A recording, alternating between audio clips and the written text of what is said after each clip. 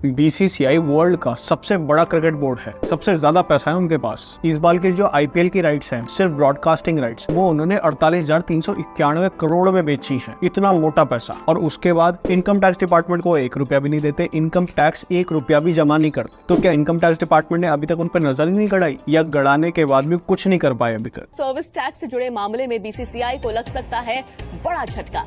CAG has come down strongly on the IT department for helping BCCI. BCCI को सवालों का जो पुलिंदा सौंपा था, शुक्रवार को उसका जवाब देने बीसीसीआई अधिकारी मुंबई स्थित आयकर विभाग के दफ्तर पहुंचे। लेकिन इस बारे में और बात करने से पहले देख लेते हैं कि बीसीसीआई पैसे कमाता कौन सी तरीके से और कितना पैसा कमाता है। अभी लेटेस्ट में संजीव गोयनका जी ने 7,090 करोड़ में एक टीम खरीदी है लखनऊ सुपर जायंट्स करके, और सीवीसी कैपिटल से 5,625 करोड़ में खरीदी है गुजरात टाइटंस। यानी ये सीधा का सीधा सारा का सारा पैसा बीसीसीआई की जेब में। अब जब भी आईपीएल होता है तो आपने देखा होगा कि जो आईपीएल होता है ना, उससे पहले कंपनी का नाम होता है। सबसे पहले क्या था? डीएलएफ था, उसके बाद फिर पेप्सी आया, उसके बाद फिर वीवो आया, फिर वीवो कुछ टाइम के लिए चला गया, फिर ड्रीम 11 आ गया, उसके बाद फिर वीवो आ गया, और अब टाटा का नाम आता है। ये बेसिकली क्या होता है? ये टाइटल स्पॉन्सर होता है। कोई भी कंपनी एक मोटा पैसा देती है आईपीएल को, जिससे कि जब भी आईपीएल की बात की जाए उनकी कंपनी का नाम बोला जाए, और उससे क्या होती है? कंपनी की रिकॉल वैल्यू बनती है। लेटेस्ट की जो टाटा के साथ डील है वो 2 साल की है, और 670 करोड़ दिए टाटा ने इस बात के। अब ये जो टाइटल स्पॉन्सरशिप का पैसा आता है ना, ये 50% तो बीसीसीआई अपने पास रखता है, जो बैलेंस का 50% है वो टीम्स में डिस्ट्रीब्यूट कर देता है। इसके साथ बहुत सारे ऑफिशियल स्पॉन्सर्स होते हैं, जैसे आपने देखा होगा कि C8 का स्ट्रेटेजिक टाइम आउट होता है, उसका 30 करोड़ रुपए बीसीसीआई को मिलता है हर साल का। या आपने देखा होगा क्रेड पावर प्ले है, या आपने देखा होगा कि यार जितने भी अंपायर्स हैं सभी की जर्सीज पे पेटीएम का लोगो है। वो क्यों है? 28 करोड़ रुपए हर साल के मिलते हैं बीसीसीआई को इस बात के। ऐसे बहुत सारी कंपनीज हैं जो अपनी ब्रांडिंग दिखाना चाहती हैं, लोगों के सामने विजिबिलिटी देना चाहती हैं, इस वजह से एक बढ़िया पैसा बीसीसीआई को देती है, चाहे वो स्टंप्स पे अपनी ब्रांडिंग कराए, चाहे वो बाउंड्रीज पे कराए, चाहे वो बैनर्स पे कराए। इस तरह आपने जब भी आईपीएल देखा होगा तो आपने ड्रीम 11 का नाम सुना होगा, अपस्टॉक्स का नाम सुना होगा, या सऊदी अरेबियन की जो टूरिज्म अथॉरिटी है उसका नाम सुना होगा, या बहुत सारी ऐसी कंपनीज है जैसे रूपे हो गया या स्विगी इंस्टामार्ट हो गया। इन सभी कंपनीज की ऑफिशियल स्पॉन्सरशिप मिलती है बीसीसीआई को। ये सभी स्पॉन्सरशिप्स का टोटल अप्रॉक्स 210 करोड़ रुपए बीसीसीआई के पास आता है। इसके बाद एक मोटा पैसा आता है ब्रॉडकास्टिंग राइट्स बेच के। ब्रॉडकास्टिंग राइट्स सबसे पहले तो टीवी की बिकती है। 2008 में सबसे पहले सोनी ने खरीदी थी 10 साल के लिए 8,200 करोड़ में, यानी हर साल का 820 करोड़ रुपया दिया था। उसके बाद स्टार स्पोर्ट्स ने इससे ज्यादा पैसा दिया। अगले 5 साल के लिए 16,300 करोड़ के लगभग उन्होंने पैसा दिया था सिर्फ 5 साल की टीवी राइट्स के लिए। और अब लेटेस्ट में ये बार और तेजी से ऊपर उठ गया है। 2023 से 2027 तक अगले 5 साल की राइट्स जो बिकी है वो लगभग 23,575 करोड़ की बिकी। इसके बाद जो डिजिटल स्ट्रीमिंग राइट्स है वो इस बार रिकॉर्ड ब्रेकिंग वाईकॉम 18 ने, जो कि मुकेश अंबानी जी की कंपनी है, 23,758 करोड़ में खरीदी है, जो कि वो जियो सिनेमा पे फ्री में दिखा रहे हैं। और इसके बाद आती है ओवरसीज राइट्स, जो कि वाईकॉम 18 ने और एक और कंपनी टाइम्स इंटरनेट ने मिलकर खरीदे। अलग अलग कंट्रीज के अलग अलग कंपनी ने खरीदे और टोटल 1,058 करोड़ के खरीदे। तो टोटल 48,391 करोड़ के ब्रॉडकास्टिंग राइट्स बिके हैं, जो कि 50% बीसीसीआई अपने पास रखेगा और 50% टीम्स में बांट देगा। अब आते हैं उस मुद्दे पे जहां से कहानी स्टार्ट हुई थी कि जो ये बीसीसीआई है, इतना तगड़ा रेवेन्यू करने के बाद भी क्या इनकम टैक्स के नोटिस में आ ही नहीं रहा है? और अगर आ भी रहा है तो उससे इनकम टैक्स लिया क्यों नहीं जा रहा है? इसके लिए थोड़ा सा समझना पड़ेगा section 12A of income tax act 1961। उसमें क्या है कि कोई भी चैरिटेबल ऑर्गेनाइजेशन है या कोई नॉट फॉर प्रॉफिट ऑर्गेनाइजेशन है, वो अगर कुछ भी पैसा कमाती है तो उसके ऊपर टैक्स एग्जेम्प्ट है, यानी 1 रुपए भी इनकम टैक्स नहीं देना। अब सोचने वाली बात है कि इतनी बड़ी कंपनी इतना मोटा काम कर रही है, क्या वो टैक्स एग्जेम्प्ट ही है? क्या वो चैरिटेबल काम ही कर रही है? तो समझने के लिए थोड़ा सा पीछे चलते हैं। जब ये क्रिकेट का पुराना दौर चल रहा था तब क्रिकेट इतना ग्लैमरस नहीं था, इतना एस्पायरेशनल नहीं था, लोग क्रिकेटर नहीं बनना चाहते थे। उस समय सीन ये था कि लोगों के पास पैसे भी नहीं होते थे क्रिकेटर बनने के लिए, ट्रेनिंग के लिए, यहाँ तक कि बोर्ड के पास भी पैसे नहीं होते थे कि क्रिकेटर्स को कोई फैसिलिटी दे सके। अगर आप ये थोड़ा सा और जानना चाहते हो तो एक बार पिक्चर 83 देख सकते हो, लेटेस्ट मूवी बनी है, उसमें इसकी थोड़ी सी झलक दिखाई हुई है। अब तब इस बोर्ड को बनाया गया था और तब उसको सेक्शन 12A के अंदर ये बेनिफिट दिया गया था कि वो टैक्स के लिए एग्जेम्प्ट रहेगा, क्योंकि